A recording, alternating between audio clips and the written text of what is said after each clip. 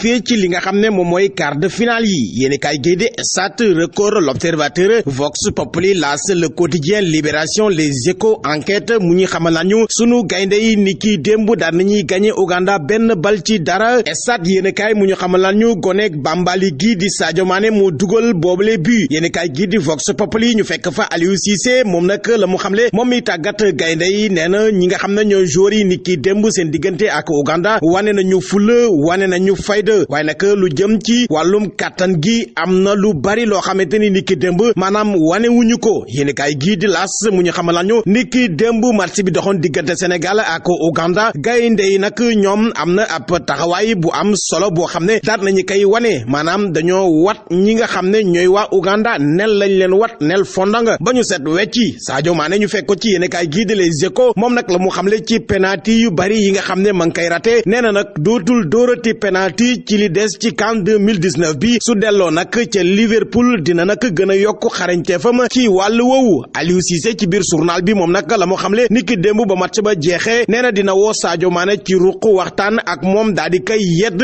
Gana Gueye moom nag la mu xamle nee na Sadio Mané ci boppam moo war a bàyyi sunuy penalty ba pare Aliou Cissé moom tim moo war a xam ne Sadio Mané ak xarañteefam ci lu jëm ci dóor ay penalty dafa daal di des yéen kay gi di enquête mu ñu xamalaan ñu li am ba des moom mooy Sénégal ni ki démb daal nañuy gagné Ouganda waaye nag match bi jafe woon na lool ci Sénégal ak Bénin ñoom nag ñooy daje ci li nga xamante ni moom mooy quart de finale yi àllarba ji ñu daal di dëgmal Aliou Cissé ne équipe bi nga xamante ni moom mooy Bénin man nag yàgg naa ko suivre stade yéen kay mu ñu xamalaan ñu en tout cas li am ba des moom mooy Bénin ab équipe la boo xamante ni bu jara bàyyi xel la ndax nag ni ki démb moo def loo xamante ni ñu bari fooguñu ko woon dafa dóor éliminer ñi nga xamante ni ñooy waa Maroc ci compétition bi yéen kaay gi mu ñu xamalaan ñu en tout cas li am ba des mooy équipe nationale bu Sénégal war naa wane fula ak fayda ci digganteem ak Bénin su bañee nag sol ndox yéen kaay gi di Le Quotidien moo xëy di ñu ko xamal yéen kaay gi di L'Observateur moom nag nee na Mbaye Niang ci boppam nag jamono ji jot nañu daal di wax ak moom daal di xëy sax bind moom L'Observateur le job ingrat de Mbaye Niang yéen kaay gi di Libération mu ñu xamalaan ñu nag Sénégal dem na quart de finale waaye nag mbir yu sérieux yi jamono ji nag maa ngi doog di commencé Sénégal gagné na Ouganda ni ki démb waaye nag bu ñu waxante dëgg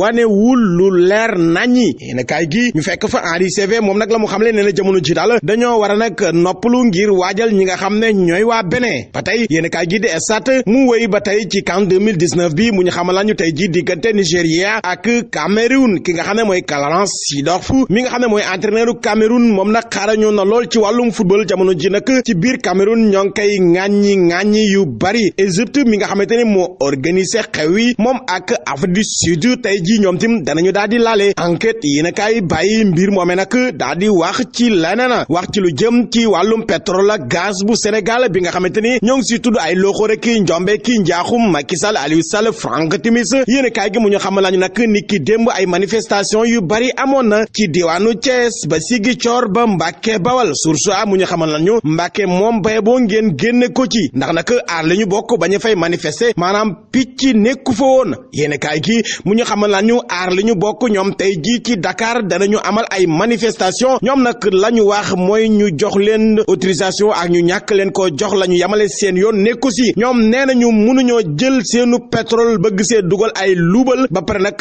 bañ ko naqarlu journal bi mu ñu xamal lañu ki nga xamante ni nag moom mooy Abdoul Mbaye Mamadou Lamine Diallo ñoom nag ni ki démb demoon nañ Touba seeti xalif général des mourides Serigne Mountakha Mbacké Bassirou waaye nag dañoo demoon ngir nag vilipender ki nga xamante ni mooy Macky Sall maanaam ba ko booleeg Serigne bi ñoom nag ba ñu demee toog ak Serigne bi ku wax jox sa morom Serigne bi toog rek di leen déglu Abdoul Mbaye jëlaat kàddu gi Mamadou Lamine Diallo ñuy wax waaw pétrole bu Sénégal bi waaw gaz bi waaw contrat yi waaw Franck Timis waaw askan wi nangam bi ñu waxtaanee ba pare Serigne bi nag la mu leen wax mooy da leen a woo ci ak jaamu yàlla ba pare gunge leen na leen nañu dem te jumaa ja julli ajuma ba ñu julli ajuma sala waxtaan wa daa di jeex yéene kaa gi mu ñu xamal ñu en tout cas li am ba des ñi nga xam ne ñooy waa FAO génne nañu ab rapport bu doy waar